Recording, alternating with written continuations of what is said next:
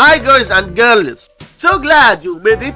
In this visual content, 15 divided by 15, which equals 1, and 18 divided by 18 equals 1. Now we have this problem, 1 divided by 1, which equals 1. But this answer is not correct because according to the order of operations, we must do this division, then this division, and at last this division. So we have first this division, 15 divided by 15 equals 1. So we have 1 divided by 18 divided by 18, and we can write this part as 1 over 18 divided by 18. So we must keep the first fraction 1 over 18 and